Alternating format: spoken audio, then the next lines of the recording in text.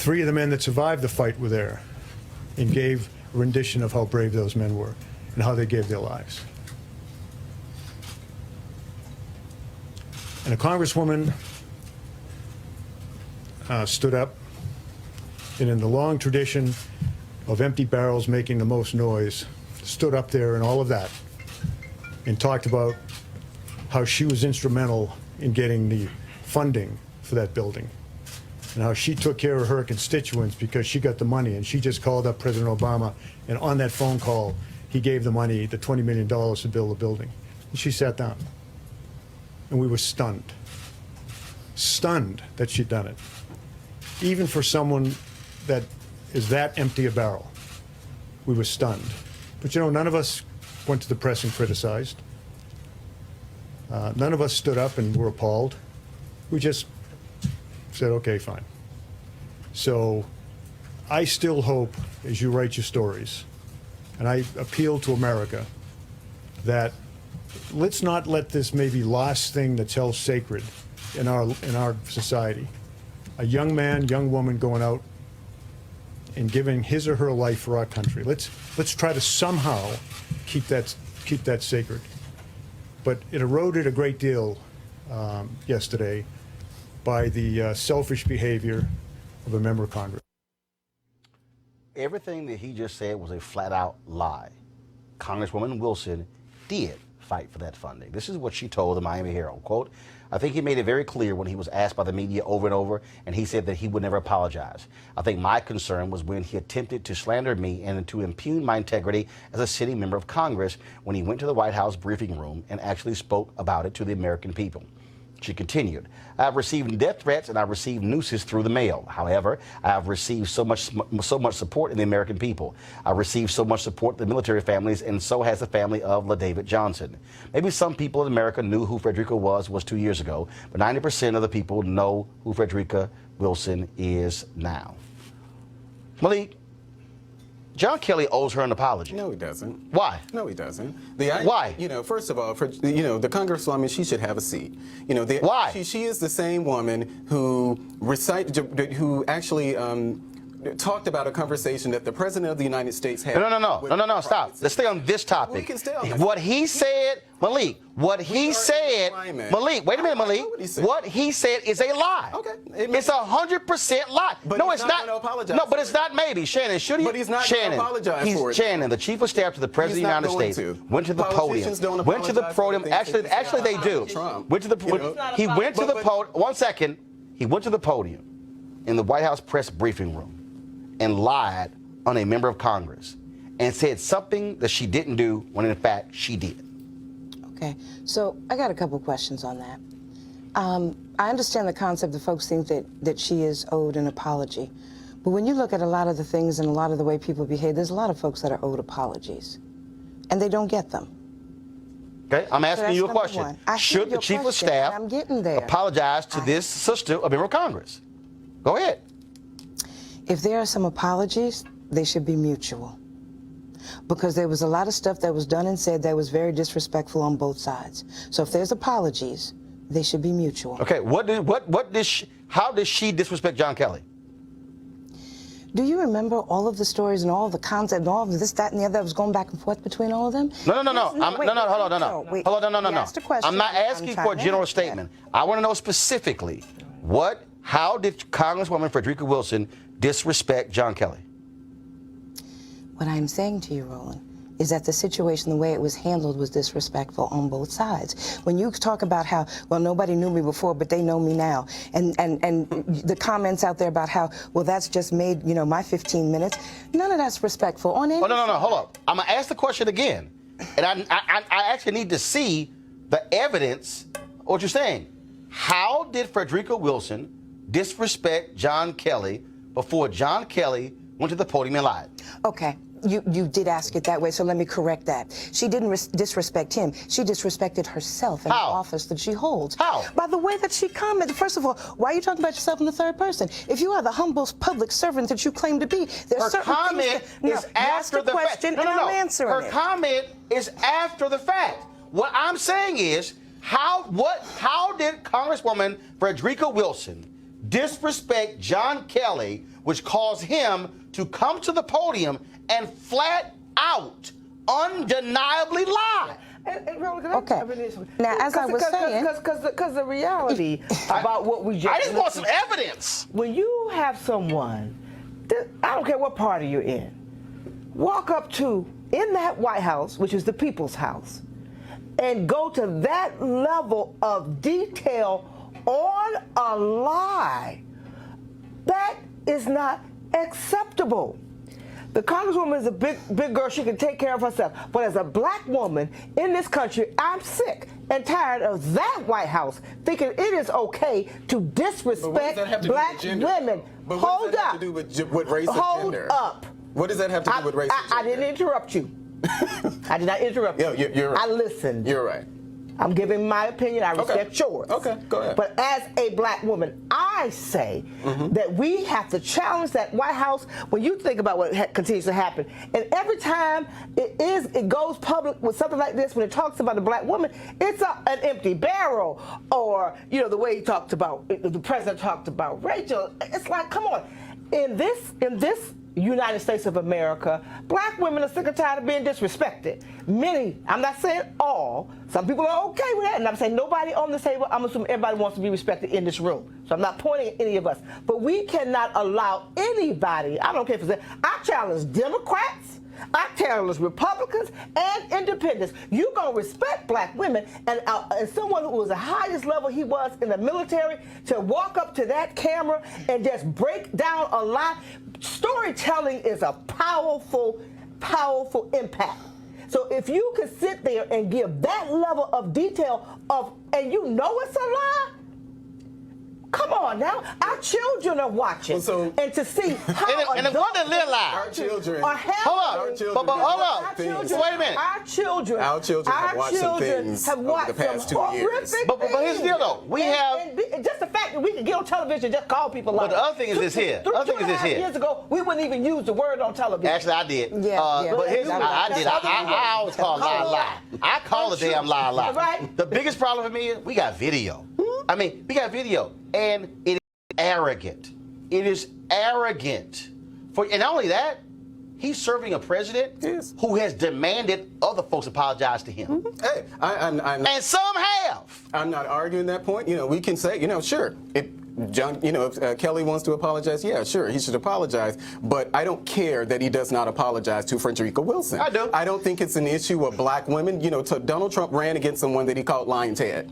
Okay. You know, so the idea that he doesn't talk, But he doesn't describe. He continues to describe women, black women, in derogatory terms. Did you hear and what that he is said the about reality. Ted Cruz's wife? Shannon, go ahead. Ted Cruz was stupid enough to bring him down there. Okay, but Shannon, go ahead. I'm talking about Shannon, go ahead. it is not just a black woman issue. If you listen to some of the things that come, don't agree yet. It's not just a black woman issue. It's a gender issue across the board with our president. So let's be real clear about that. Yeah. It's not just black women. It's I'm not women. saying it's not just, but I'm speaking for sisters right now. So I hear you. Okay. Now, what I'm saying is there are some mutual apologies that should have been going on. There used to be a time when people had a certain amount of self-respect, dignity, and decorum for the office that they held. We have devolved. Like, there are so many things that people say and do that 10, 15, 20 years ago would have been unacceptable. I don't care whose party you in if you were Mickey Mouse. 4 years ago. It's just, we no longer... 2 years, 2.5 years ago. 2 years. No longer ago than that, because during President Obama's administration, You people never started had getting those disrespectful.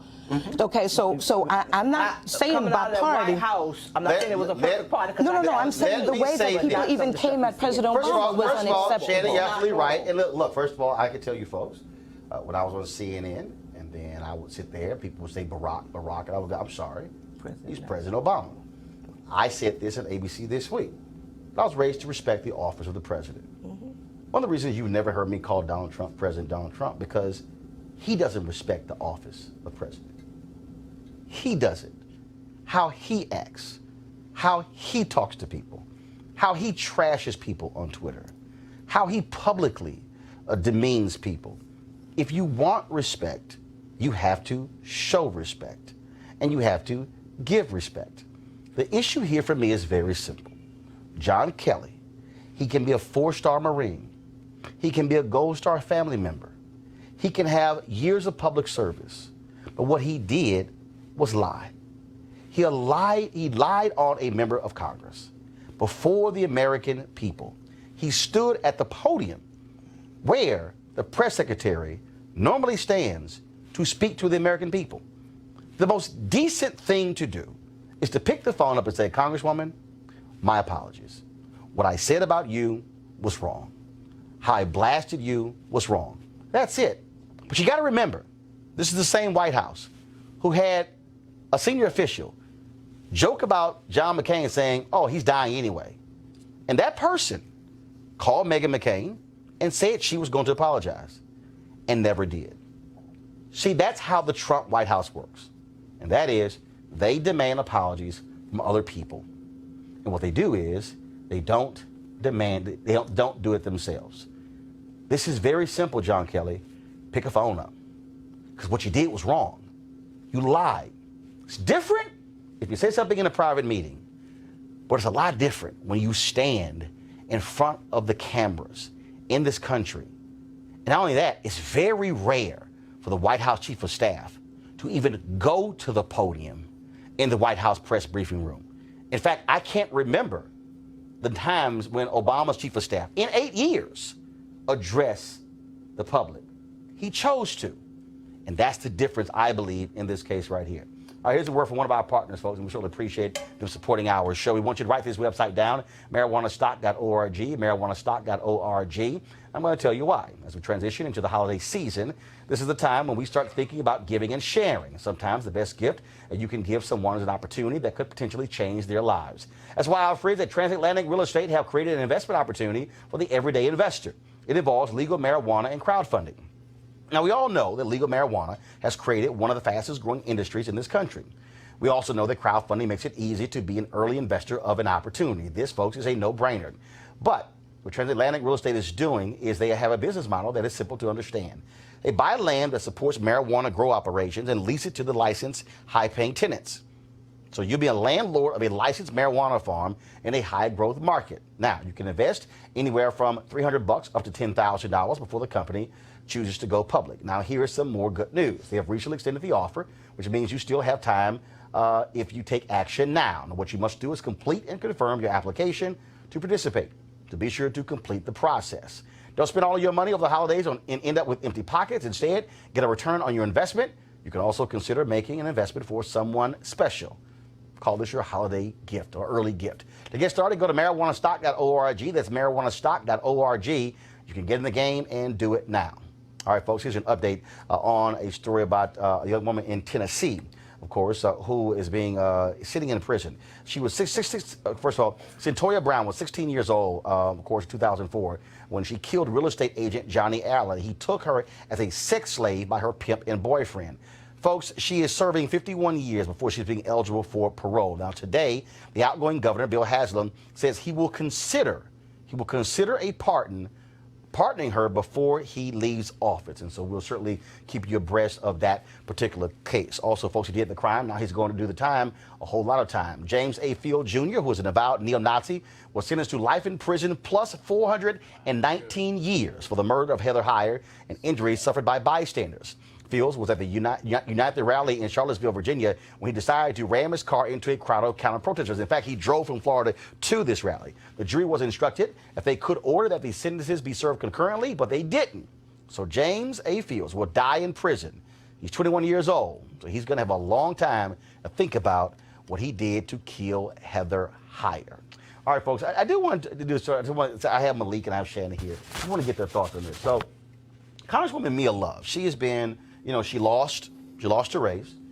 She has been very outspoken about the Republican Party and how they treat women, but also how they treat minorities. And I've seen her all over the place. I've seen her on The View.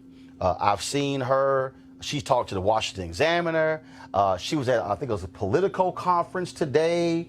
And so she was on an Ari Melber show. I mean, she's been all over the place. She talked to no black media. Now, we've been trying to call her to get her on our show. We said, you can come. We can come by to the 6 o'clock. We'll pre-tape you. We can do a Skype. We can do a FaceTime. No luck. I've sent her people another email saying, look, she could do phone on the Tom Joyner Morning Show on my segment Mondays and Wednesdays, 7:15 Eastern, 7:24 Eastern. Okay? Still waiting to find out. Both of y'all are Republican. I'm just trying to understand. If you keep talking about how the Republican Party not reaching out to minorities, shouldn't you talk to black media? You scary. Yeah, well, Let's be real about it. You scary. Hold up. If I'm scary, okay, here's the deal. Senator Tim Scott has talked to me. Michael Steele has talked to me. Congressman Will Hurd has talked to me. Alan West, when he was a congressman, he's talked to me. Bob Brown has talked to me. A whole slew of black conservatives talked to me at the Republican National Convention. Darrell Scott, he's talked to me. Then when he tried to jam him up for lying, said I call him an Uncle Tom, then he was like, okay, you know what? You're right, I ain't do that. So it's a whole list. Man, hold up. I just talk about the white conservatives. Ben Carson sat me for a whole hour on the show. He's talked to me. Wait, excuse me. I ain't done. No. I thought another black person. Okay. Scott Walker. Hold up. No, I'm going through at the convention. Scott Walker talked to a brother. I think Christie talked to him. I know Scott Walker did. We've had Congressman Tom Price, Congressman Bill Flores. About other white We've had conservatives, again. Dr. Carson, I'm walking up. scary. Wait a minute. Even that racist Steve King, Lindsey Graham. So all I'm saying is, if you Mia Love, you ain't got to be scared of a brother.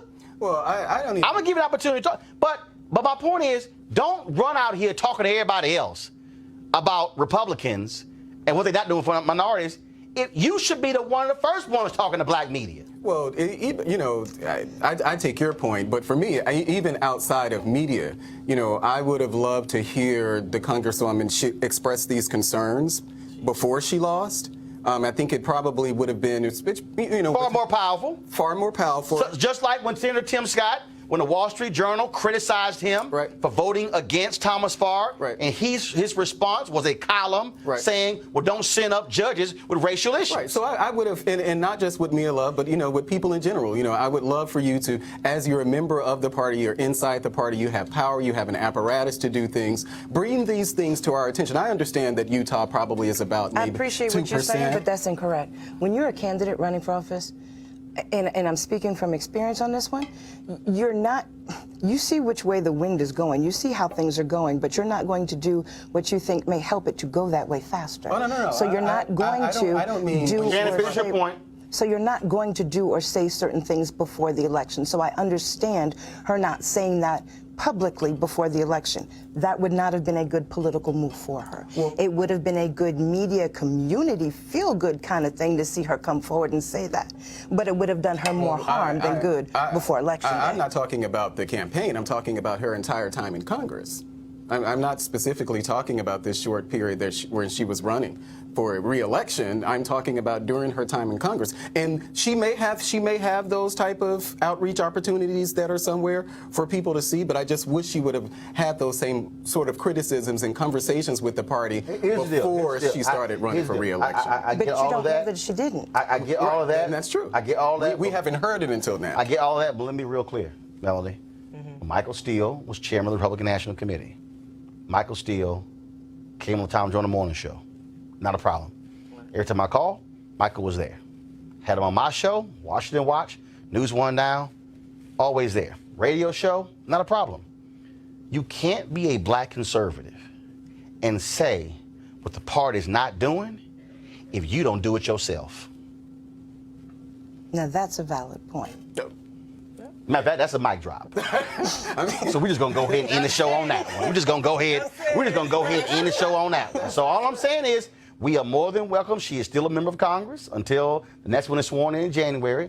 We are more than welcome to have Congressman Mia Love, again, physically here, on the phone, Skype, FaceTime, Google Duo.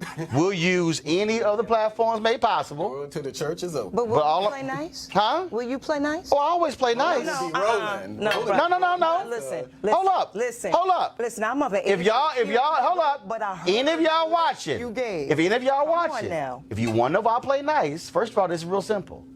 I play nice with everybody. Don't lie. See, the moment you lie, see, Malik know his first time on the show. Malik know. Malik, tell the people what happened. Quick step. You made a mistake. Yep. And it was like, damn, I lied. Yep. And I got busted. And I couldn't come from under it. No. And then he's like, and whatever, you like, next time I come on, I said, oh, this not gonna happen again. you say it's gonna happen again. That's all. That's all. Yeah. You can ask Sir Michael Singleton. I'm gonna give everybody a shot. But if you lie, I got you. gotcha. Who was the first name on your list of white conservatives? Oh, Tom Price. No. Who was the first name I think he said that mistake, on didn't he? your... No, I was about to go to the list of white conservatives. Oh, then I went, damn, hold up. There was one more black person. So that No. Freudian I'm going to tell you. No, it wasn't. Scary. No, it's not what it was. Scary. I was about to name the white conservatives who've come on. Then I went, hold up. It's one more black person. Right. So I went, Carson. And then, no, it was Tom Price. Flip, I understand. No, it was Tom Price. Right. It was Pete, the guy Pete Olson. Steve King. It was the dude from Kansas who lost, Steve King, Lindsey Graham. It was also another white guy, Bill Flores. But he's Texas A&M Aggie, so it doesn't really count because I'm an Aggie. That's why also it helped to come on. But again, all I'm saying is this: it is real simple. Come talk to black people. That's all you gotta do. I ain't gonna bite. I put my hands behind my back. I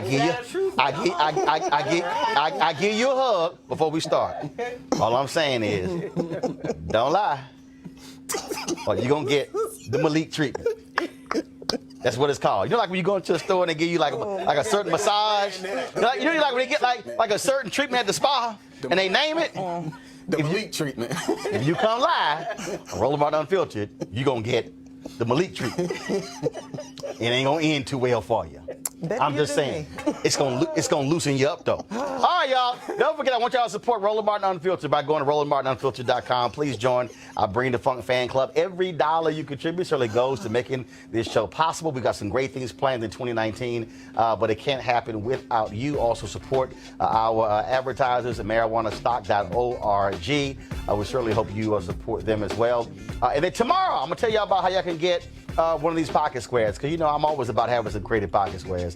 And so I see Malik got the red, but see Malik, you need that's kind of boring. I can get that. You need something like this. So I'm explaining to y'all tomorrow how y'all can get one of my unique pocket squares. So we're gonna break that down for you as well. And so Melody, thanks so much. Malik, Sharon, thank you so very much. And Congresswoman Mia Love, brother waiting on you. I'll show you some love. Mia Love. Holla!